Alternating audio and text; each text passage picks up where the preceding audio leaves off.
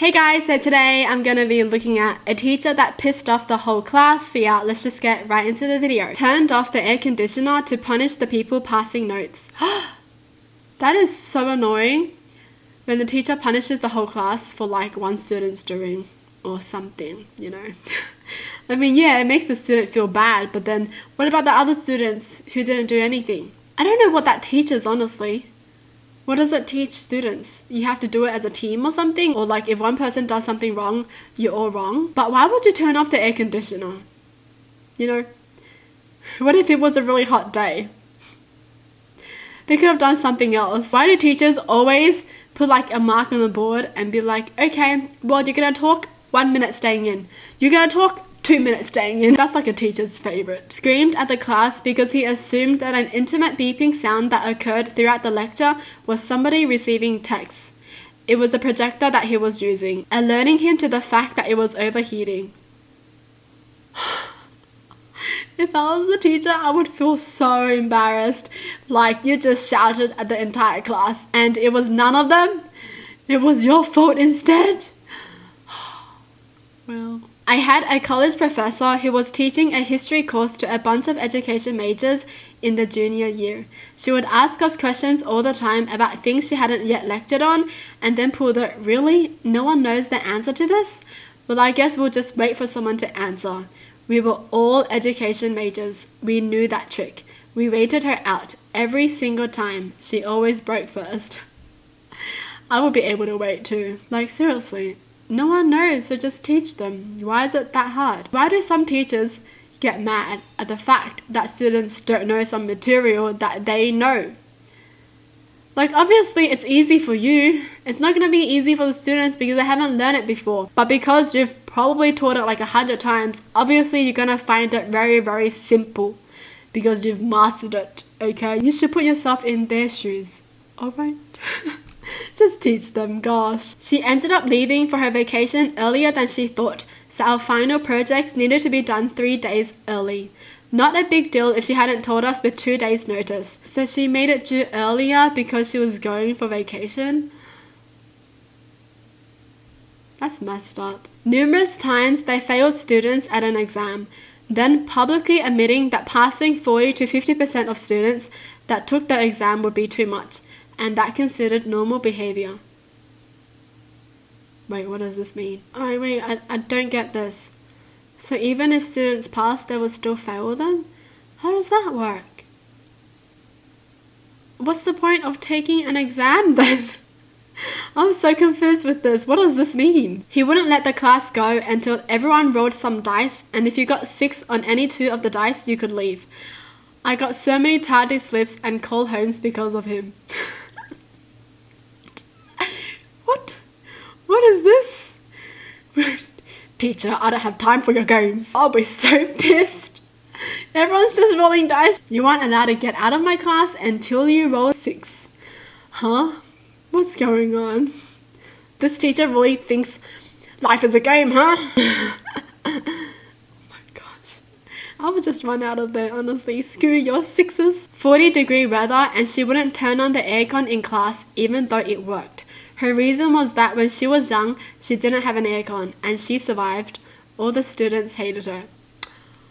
Why does she sound like some of our parents? I mean, not with aircons though. Our parents normally say this when we complain about first world problems, you know? Like, oh, I don't have the new phone. And then they're going to be like, well, I survived without having a phone back then. Like, that's okay, you know? Them saying that is totally fine because you should be grateful for what you have, right? But this is different. Because she has an aircon, use it. I would understand it if she didn't have enough money to buy the aircon or if the school didn't have enough funds for the aircons, right? Then you can't help it, okay? But you have the aircon. What is this? During English controlled assessments, she would play whale noises in the background to help us focus. What are whale noises? What? Focus. Focus on whale noises. Here are some whale noises to help you meditate. Close your eyes and feel the whale noises. This is just making me laugh, honestly. I can't with these. Our French teacher held a 5-minute detention for the entire class because we waited outside the classroom for her to let us in. You know, like polite kids do. She claimed we were wasting her time and sent a detention note home to all the parents. Better still, on results day she said, "Wow, I didn't expect you to get an A." Rude. What? She could have just told them to come in then. Like, if she saw them waiting outside, be like, "Oh, come in. You know?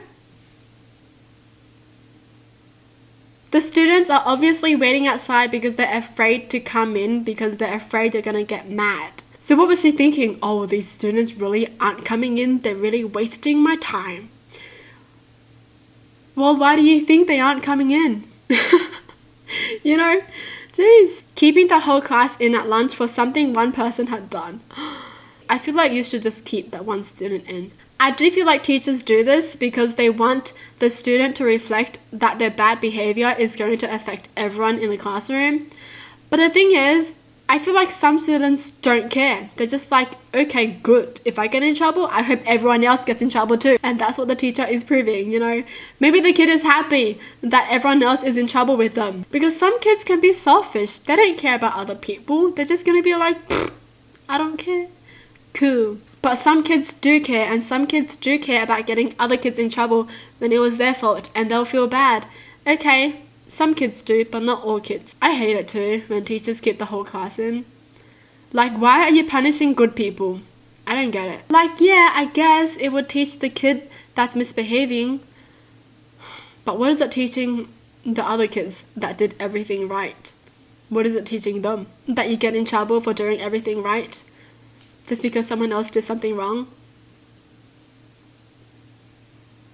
I guess it also does teach them to help the other kid not misbehave as well, but that's not really their job though. Okay, I think I'm just rambling a bit too much. My German teacher would make you retake spelling tests until you got 100%. Once you did, you could sit and do whatever you like until the whole class got 100%. This caused a lot of pressure on everyone as he used to belittle the students who didn't pass first or the second time. If you were the only one left, he would stand over you and watch you struggle. That's the worst! One test day, I decided to bunk off and I got caught. I burst into tears and explained how horrible this teacher was and that I'm never going back into his class.